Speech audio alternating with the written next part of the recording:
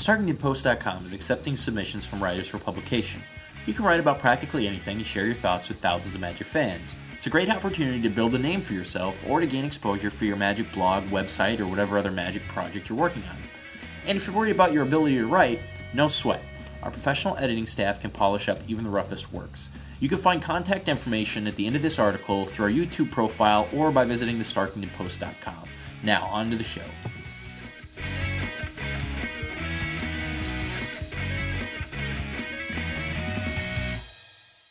Last week, a forum poster named Eldrazi Spy made a forum post on MTG Salvation in which he or she claimed a new format was coming to Magic. Here's what the post said.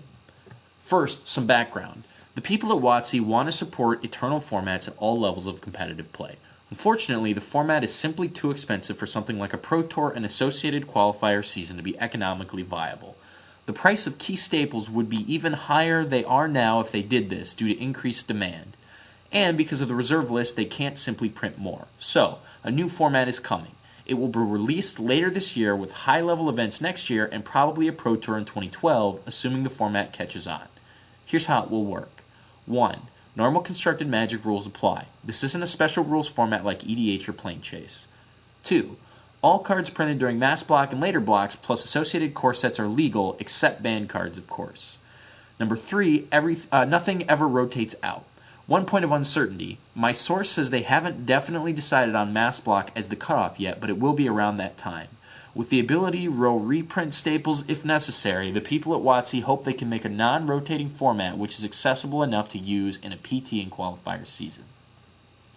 So it was a concise, nicely worded post, and the internet exploded with conjecture about it, covering the front page of Star City Games, Channel Fireball, Mana Nation, you name it. There's just one problem. It's all bullshit. How do I know it's all bullshit?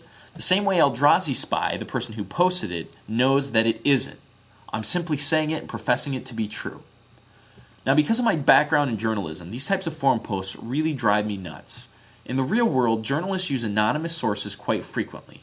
By protecting the identities of the people willing to speak with them, journalists protect those sources from prosecution for saying the things that they say and help ensure future stories from those individuals. The difference is that the journalists themselves don't get to be anonymous. In this way, readers can determine for themselves whether or not they trust the source providing the information when they don't know the identity of the actual source of the information. So let's examine what that means for this particular post. Eldrazi Spy, whoever that happens to be, has one total post on MTG Salvation. They left no identifying marks to indicate who they are, presumably on purpose. That means they left absolutely zero ability for us, the reader, to determine their credibility. So why would they do this? 2 reasons. The first is fear of reprisal from Wizards of the Coast for posting the information. The second is because they have zero credibility. So that means it's up to readers to determine whether or not they buy what Eldrazi Spy is selling. Me personally, no way. I may want a format like this to exist, and I may hope Wizards does something like this in the future, but there's absolutely no way I will empower idiots running around forums posting nonsense like this by buying into it without credible evidence what they're saying is true. In the case of Eldrazi Spy, they didn't take the time to give any indication they could be believed, so I don't believe them. When you give in and decide to buy into what someone like that poster is saying, you reward them and feed them the attention they so desperately crave. That emboldens them to continue posting nonsense, which they keep doing until they're exposed as fraud. Then they start a new forum account and do it all over again, starting with that first post. So let's summarize. Forum posters aren't journalists, but when they try to mimic them to get the rewards of being a journalist, namely the attention for seeming to break a big story, but they don't make the sacrifices that come with that job, it's up to a responsible readership to call them on it. So to Eldrazi Spy, I say you're full of it, and you'll be full of it until you provide us proof you're not just an attention-seeking rumor monger bringing the world yet another Golden Lotus. Before we go, I'll point out this isn't a bash on MTG Salvation. After all, it's just a public forum, and Eldrazi Spy is just someone posting on it. And while some of their readers were quick to offer comments that they really hoped this was true and believe it and buy it immediately, there were also plenty of people who were pretty suspicious.